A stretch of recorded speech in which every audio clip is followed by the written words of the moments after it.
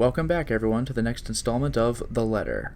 We had a few awkward conversations, and now it looks like we're driving home with Isabella in the car.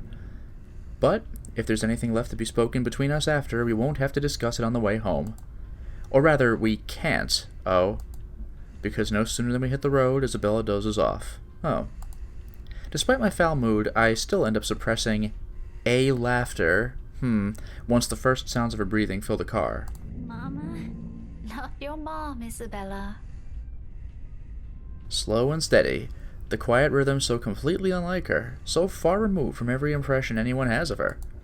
A few faint whimpers will occasionally come from her, but otherwise it's just us, this silence, and it's so utterly unexpected. Still a welcome break, of course. Peace and quiet is one thing you'll rarely get with her around. Yet it's nowhere near comforting. It merely lends the air this strange clarity, every little sound, every little movement more palpable. And with it comes the unease. A jolt of surprise hits me. It's almost comical if this were a different situation.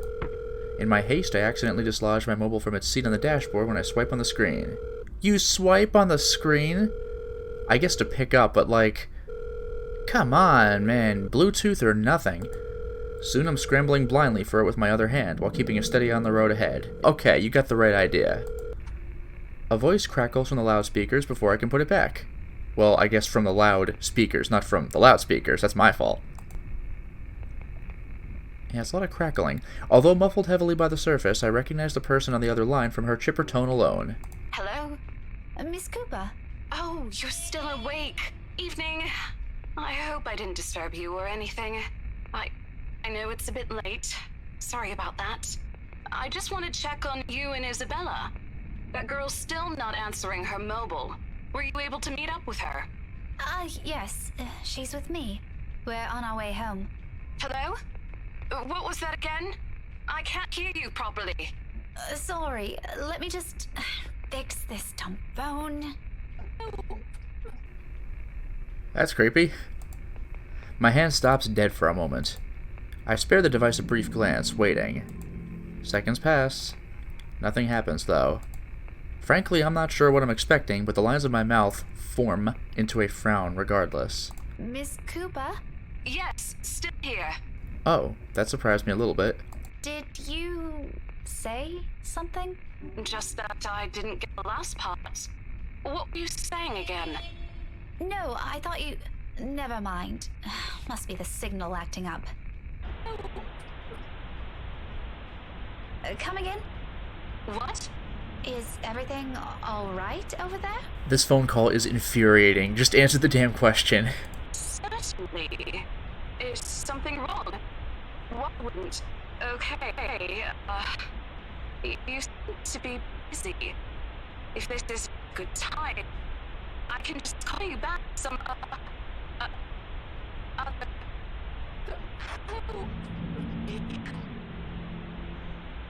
I have to make a conscious effort not to panic right then and there, although my tight hold on the steering wheel tells a different story altogether. Miss Cooper?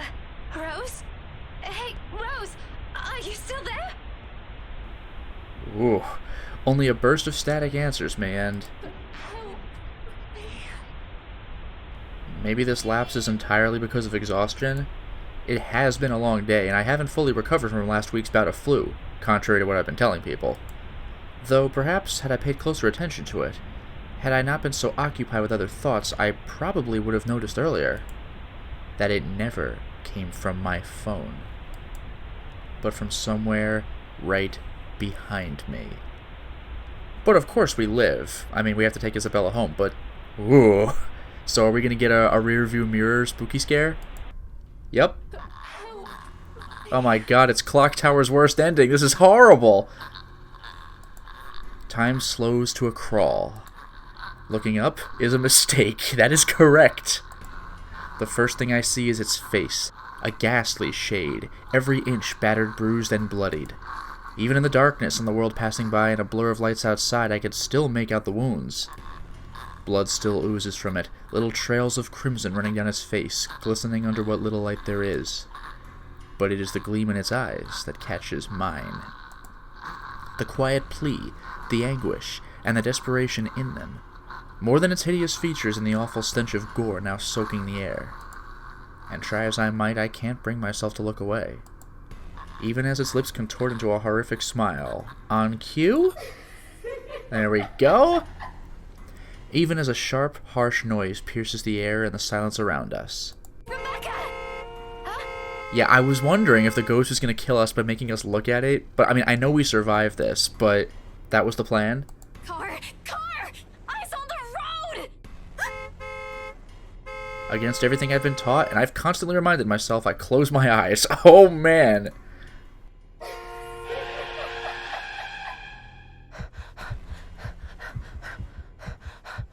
It's a brief moment. A short, vivid second of muscle memory and instinct completely taking over. And if I didn't allow it, if my hands didn't move or my feet didn't hit the brakes in that exact second, I might have... Isabella and I might have... No. I shake the notion away before I lose myself in it. Right now, it's an ugly line of thought I refuse to venture into. Not when breathing is a struggle and every ounce of strength has been totally drained from my body. Most definitely not while Isabella's panicked voice beside me still rings in my ears. We're alive. We're safe. That's all that matters. But it's not her face that I look for when I finally open my eyes. All gone. I expected stains, little telling marks and creases on the covers to show me where it sat not a second ago. Honestly, what gets me is the smell. That's just gone too. But whatever it is, it left not a single trace. And though courage is a hard thing to gather at this point, I take what little of it remains in me and turn towards the back seat. Even then, there's none. Or was there really something in there in the first place? With how empty it is, I'm beginning to doubt it. The stupid flu again. I need a long rest after this. Flu gives you very, very specific auditory, visual, and tactile, and olfactory hallucinations. We all know this. My hands fall uselessly to my sides, numb from how taut my grip on the wheel is gone, yet still trembling from the unexpected rush of adrenaline. Against my ears, my heart still pounds in erratic rhythm, and my breathing hasn't slowed down. But the world has already readied itself without waiting for me, and little by little, second after second, as I sit here motionless, color begins to seep back around me. Along with it are the sounds in a voice, no longer the indistinct ringing it was earlier. Rebecca? Becca, are you okay? Answer me, will you? You're scaring me. You know what? I think we should just call a taxi since... Can you keep it down? Strained, harsh, and completely unintentional. But with heat prickling at the back of my eyes and the mild throbbing at my temple, I could honestly do with a little silence for now. Keep it down? We almost crashed, Becca. I know what happened. It was a lapse. I'm sorry. A lapse? You call that a lapse? Becca, I really don't want to end up a mangled mess on the side of the road, or a mangled mess anywhere. All I'm asking, if the time ever comes, which I hope isn't right now, is a peaceful death. Give that one to me at least. Not that I'm asking for it, but please. Frickin' zing. Isabella. Belle, you're overreacting. No. If you're so worried, why don't you drive? Wasn't that her plan? She at least wanted us not to drive in the first place. Don't have a license. Okay, wasn't sure about that. I keep telling you to get one, didn't I? For the past 5 years. Do you see why now? Because I'm a bad driver tonight. I wasn't really expecting to stay here this long. I thought it'd just be for a year or two. All of a sudden, a pensive mood comes over her. Isabella looks away then, while what's left of my little lecture never crosses the tip of my tongue. I don't allow it to, because in each of those words she let loose earlier is a small truth. Her stay has always been meant to be something fleeting. Earn some good money, go home. It's what she'd tell herself during her first year here. Now, half a decade later, I'm not sure if she still believes that. Even I'm not sure if I still believe it. And if there's something in her reasons that has changed along the way, even if I already have a hunch, it's one thing I'll never bother to ask. Those are hers to keep. I'll be careful this time, I promise. Just please, can we give this whole thing a rest for now? She nods, and that is the end of it. We spend the rest of the trip back to Salemwell in silence. All thoughts of an overactive imagination playing tricks on a flu-addled mind and of smiles never meant for my eyes, abandoned, if only for a brief moment.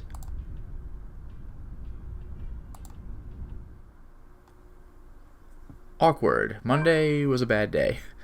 It begins innocently enough. Tuesday morning arrives like any other day before, bright and clear. Even though it comes with an extra helping of the unusual October weather, I appreciate being able to catch a glimpse of the clear skies lately. After going through a bout of sickness last week, it does something to lift the mood of what would otherwise be a dreary morning. And despite being mostly a creature of habit, I wind up waking earlier than usual because of it. Still no earlier than Isabella, it appears. I've assumed she'll take a day off or two because of what happened to Miss Cooper, but that doesn't seem to be the case. So that's already happened. The sounds of the morning news drifts from her unit when I walk past on the way to my mailbox. Chances are, around this hour, she's already dressed and ready to go, probably just waiting for the next bus to arrive. I've tried following her example before, but I don't think I'll be repeating that. Really? How can anyone be up before the sun is up? You're a teacher, though. I mean, maybe not before the sun is up, but teachers have to be up early. It's a habit she got from home, she said, instilled in her by the kind of life she grew up in. Like clockwork, it's always at 4 a.m. What? Either to help with the chores or prepare her little siblings for school. It surprised me the first time. She just didn't look like someone who could. In the end, I've simply passed it off as one of the many things anyone will have to get used to around her. Not that I'll ever fully understand. I'm my parents' only child. We aren't well off, but so far I've lived a relatively easy life. I didn't have to think about bills or food for the next day, or paying for any siblings' tuition on top of my own, or supporting a sick father's medication. All I have to worry about were my grades. Well, had, if it had gained Mom and Dad's approval, or what we'd be having for dinner. When put next to hers, they all pale in comparison. They look less like problems and more like petty issues this way. Petty issues? But as unimportant as it all sounds, sometimes its ugly head rears at the most inappropriate moments. And sometimes they come through your mailbox in the form of a fancy-looking letter. Pretty ribbons and all? Huh. Whoever sent this has spent silly money on the envelope alone. Oh, the invitation to the party. Verging on ridiculous, really. I can already imagine Isabella wrinkling her nose when she sees this. Then she'll complain about unnecessary expenses and rich people problems. I'm trying to make out what's on the seal. It looks like MB or something, but like I was looking for an H or an L, and I'm getting none of that. I'm almost afraid to touch it myself, as if simply brushing a hand against its crisp surface will be enough to put a crease on it, and it'll be a terrible slight to the sender. But as extravagant as I find this, it isn't really the first time I've received one. Most of the time it's not even for me, so who am I to complain? Either way, no look of surprise crosses my face once I flip the envelope over to see my parents' names written in a neat script. Nothing new, then. Alistair and Alyssa. Their years in the academe naturally brought with it various connections, people from other fields, art, science, business, politics, you name it. This one, though, gives off a much more personal vibe. Letters like this usually come from old students, people who've grown fond of my parents, and they, in turn, treat like children of their own. I've only met a few of them. Most have moved on to become successful in their chosen careers, and little letters like this are their way of expressing gratitude. It's one thing Mom and Dad are proud of, rightfully so, and I'm happy for them. But there are times I wish they'll remember they have a daughter here. The real one. Not that it's of any importance now. It's not like they didn't raise me well and provide for me. They did. I wouldn't be where I am now if it weren't for their hard work. And like a dutiful child, I do everything I can to give back. Even if it's a small thing as letting them know they've got another mail waiting for them. The phone rings for a good minute before someone answers. Mum, her voice as warm as I remember. Becca? Hi, Mum. How's the conference going? Well enough. Until your dad sprained his ankle. Oh no, is it bad? I'm alright. In case anyone in this family cares to listen, I'm alright. Very much alive, darling. And there you have it. He'll be up and walking in a few weeks, don't worry. We're going to have to extend our stay here until it heals, though. Is something the matter? Nothing big. Just that this mail arrived for you this morning. A lie. Thankfully, she doesn't notice. Although, if I'm going to be honest, a small part of me yearns for her to do so and ask me about it, but I put down that idea almost as soon as it surfaces. I shouldn't make them fret, they're busy. What does it say?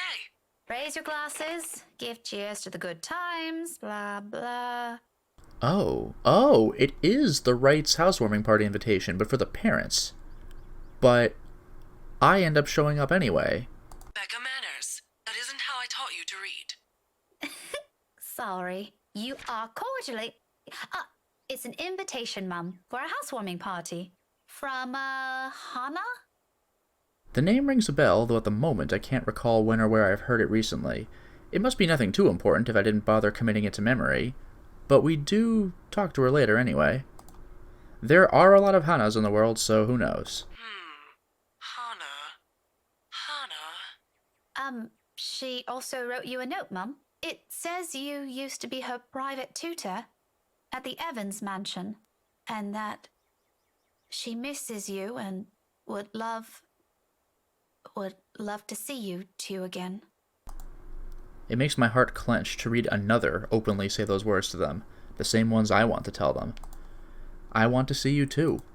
It's been years since we've been together as family, and if there's one thing that hasn't changed from childhood, it's that Mum and Da are still busy with their respective careers. Out of the country, away on some meeting or symposium, sometimes for months on end. I guess 4 months on end. It only grew more frequent with the years until I was old enough to live on my own. I'd like to think that's how I've become independent at such an early age. They've always praised me for that. At times I wish they didn't. Evans? Oh, I remember now. Honey, it's Hannah. Hannah Evans. Remember? Bright girl, 2 years older than Becca? Didn't she get married a few years ago? 7 now, I think. Jeez, that's good memory. But they grow up so fast, these kids. Yeah, she invited us to that too. Fonte de Medici. She invited us to that too, so we also got a letter for our parents? But we missed that one because you had to present your paper in Singapore. Oh, a different invitation. We did send her a note after. Still a shame we couldn't attend, though. What is it about this time? She sent another invite for a housewarming party. Becca, when is it? This Friday, Mum. Oh, that's too bad. We'd love to be there, but Da's not in a condition to go walking around. I guess we'd have to decline again. I really miss that girl. I could go in your place. Ah. I let it slip without thinking. Personally, I've never been fond of gatherings, regardless of how simple people make it seem. But if there's one thing I hate hearing, that disappointed note in Mum's voice always ranks first. Whether it's directed at me or some other thing doesn't matter. Are you sure? Don't you have work this Friday? The event will be in the evening, Mum. It shouldn't take anything away from my schedule. I mean, it will be in the evening. It starts at 3. Although, to be fair, school might end kind of around then. It's all right. The invite's for 2 people. I can bring someone with me so things don't get boring. Zach, I guess. I see. Maybe you can also invite Ashton? That's true, 'cause Zach is there. But I forgot if Ashton was there. I know Zach was. But that might have been in his photography capacity because Hannah already knew him. But Becca seemed to just know he was there. If she invites Zach, then that's just like, come on. Invite Ashton already. Mum, that's a sure no from him. He hates attending parties. At least ask him. But I'll see what I can do. If not, I can always bring Isabella with me. You know her. She won't say no if there's food involved. Okay, if it's not going to be a big problem for you, I don't see why not. We owe you this one, darling. No problem, Mum. I'll even say hi to Hannah for you. Please do. And let her know we'd love to see her once we're back in the city. Leave her our number or something. I will. But you know, the two of you would have become really good friends. Don't you remember? You met with her once. If my memory serves me right, you were 12 then? This, too, I can't recall. It's probably one of those meetings where we only talked a bit before going our ways. If she did leave an impression, I'm pretty sure I would have written about it somewhere, or at least recognized her name. As it is, the only few people I remember clearly from that time in my life are Ashton and Mandy. Oh? To some extent. Mum must have sensed my confusion because she laughs. Don't push yourself too hard, darling. Really? It felt like having 2 daughters back then. Sometimes I wish they didn't send her away to boarding school. But, well, you know how often that goes with them. Still, try talking to her while you're there. Oh, we'll see. I'll let you know what happens after. I'm looking forward to it, darling. Take care of yourself. Will do. You too, Mom. Bye. Tell Da to be careful next time. She chuckles then. A hearty one, tender and always light on my ears. She may be a stern teacher, but this is the part of her I love the most. The sound of it still echoes even as our call comes to an abrupt end, bringing with it a memory from so many years ago, when life and responsibilities that accompany adulthood are things far from our minds.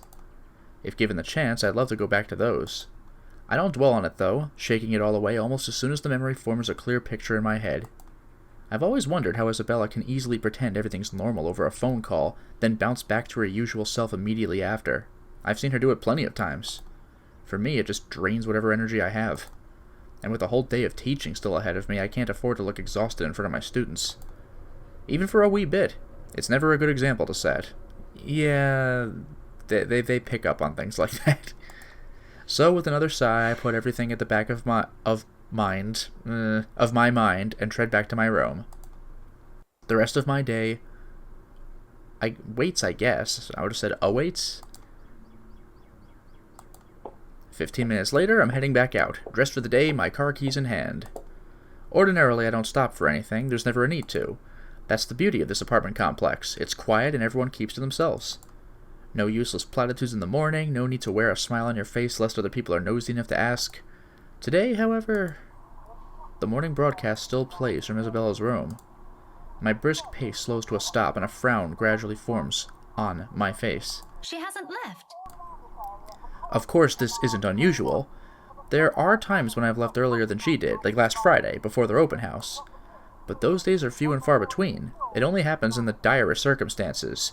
You know, like a death that just happened, that you know just happened.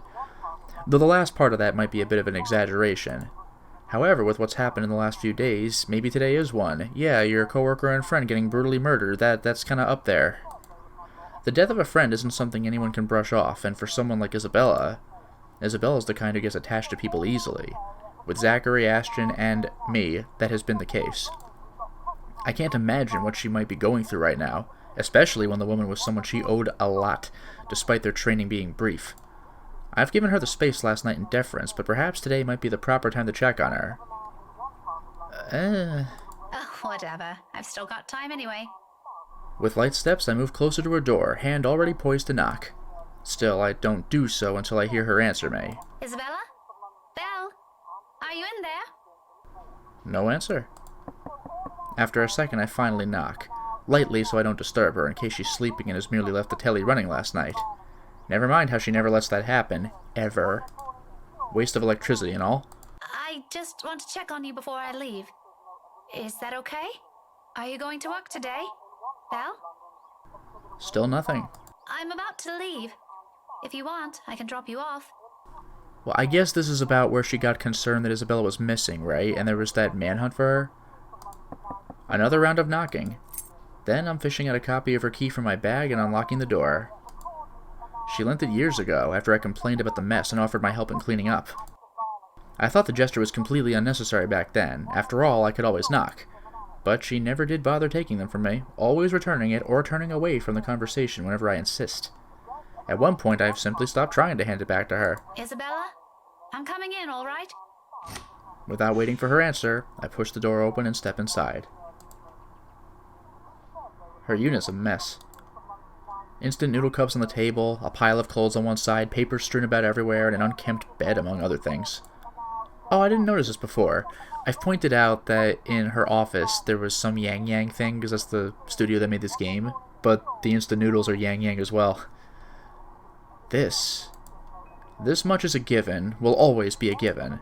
I've been here several times already, and I still wonder how she can function like a human being with a place in this state.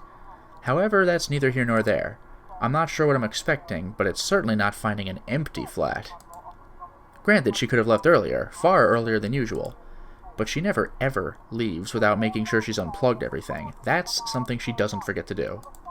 It doesn't help that her bathroom appears unused this morning.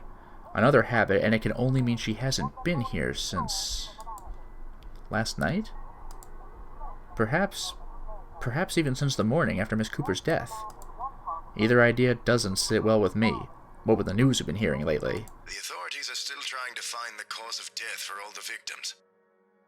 Early investigation revealed most of them were employed under Briar Realty Corporation at the time of death. Multiple Briar Realty victims, though, that's very weirdly specific.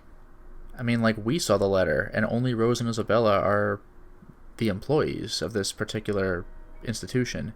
Meanwhile, BRC has refused to comment on this. Gathering my wits, I immediately place a call to her mobile. It rings for a good minute, the sound of comfort in itself, but when another minute rolls by without her answering, well, I'm not a woman prone to panicking. Sudden bounce of temper, maybe, but never panic, despite how I may sound when speaking. And when it ultimately goes straight to her voicemail, a sigh is the only thing I let out. The pause doesn't last long, though. In the next moment, my fingers are already moving across the screen in search of the two people who might be able to help. It's Ashton's number I find first and dial. Call it a habit, but even Isabella thinks he's dependable when the situation calls for it, despite how much they give each other grief. That already says a lot about him. There's Zachary, but around this hour, he's probably still sleeping. If he has freelance work, it's very likely he's just gotten himself in bed. Oh yeah, but Isabella did actually show up at his place, and they kind of cooled off, and we don't find out about that until later, so we're gonna have our own adventure, I guess. He's the last person I want to bother, if anything. Ironic, the wait doesn't take long. Soon a click, then Ashton's voice echoes to the receiver, rough and still heavy with sleep. He never did grow fond of mornings. Becca? Christ, what time is it? What's up? Not you, apparently. Good one. Did you call us early just to make that joke? I'm going back to sleep. No, Ash, hold on. This is important. Becca, stakeout last night. Make this quick.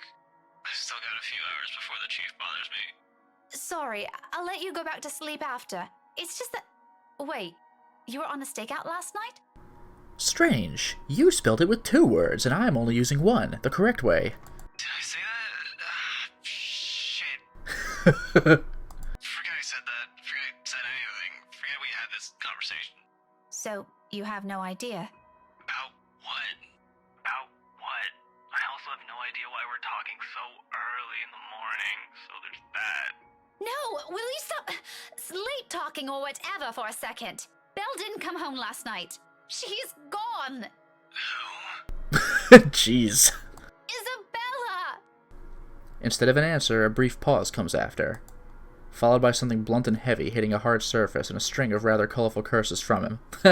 Must have knocked something on the way out of bed.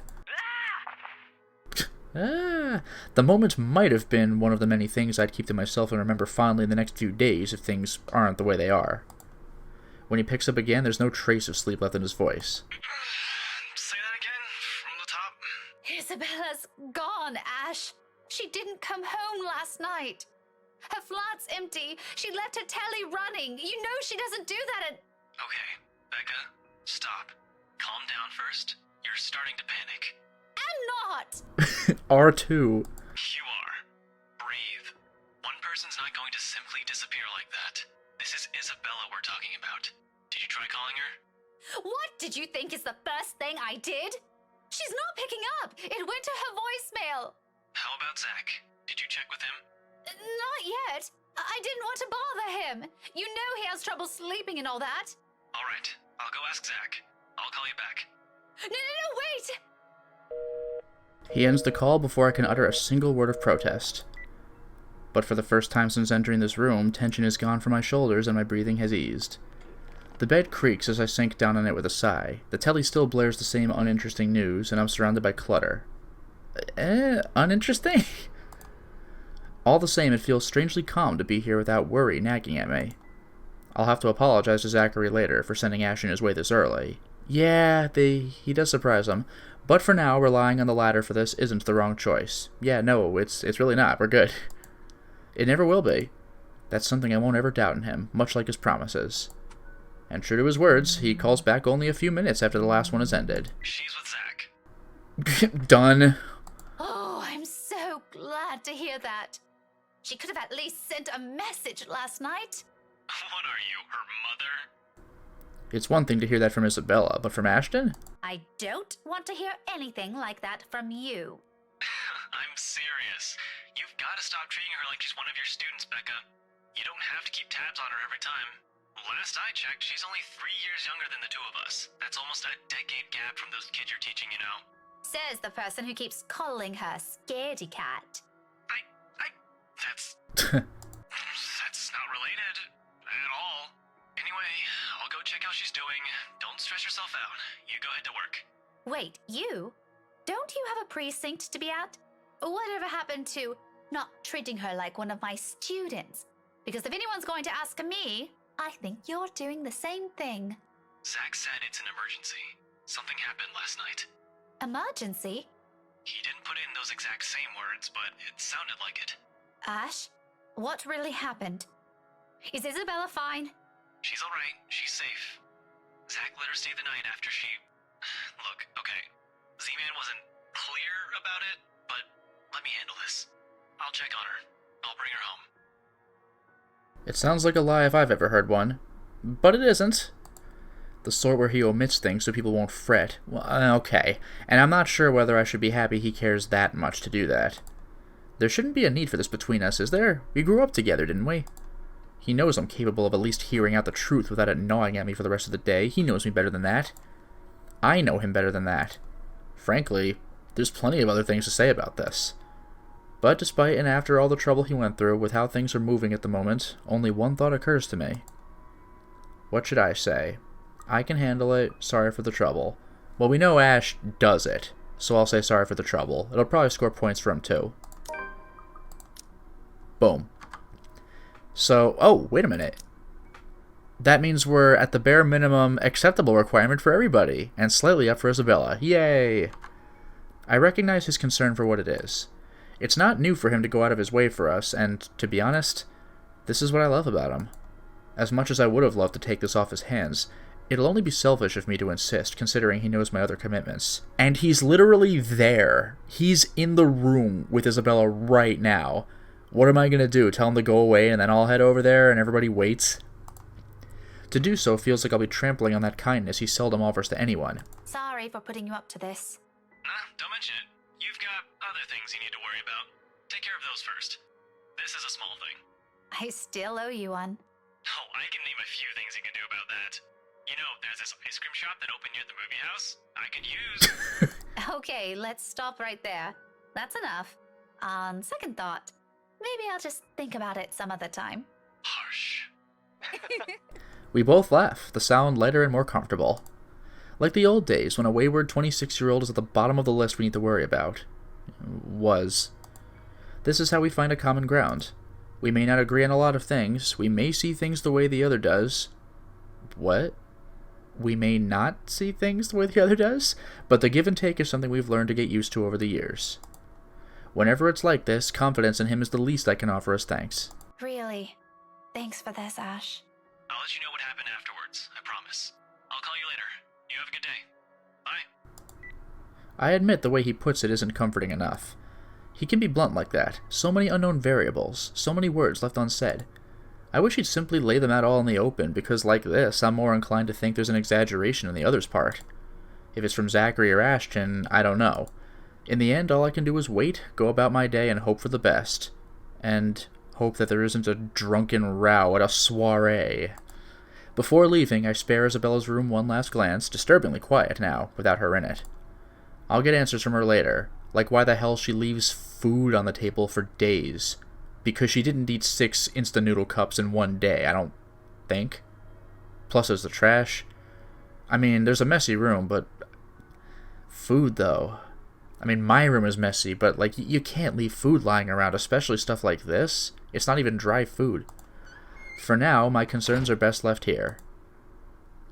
The rest of the day slips away in a blur, so I guess we're getting to the big, climactic drunken spat. But for now, it is time to stop the installment. Well, we certainly made a lot of progress today, didn't we? We got to the more plot-critical points in Becca's story. Rose has been killed, Isabella's gone missing. Oh wait, we solved that one in about 2 seconds. And the rest of the day goes by in a blur, I guess. It looks like Becca is finally going to go to the Wright mansion. Again. this time with an uncomfortable period where she has to escort Hannah out of this incredibly unpleasant situation. But you know what? As long as she's dealing with that, maybe there won't be any more hauntings. For now. Until next time, everyone.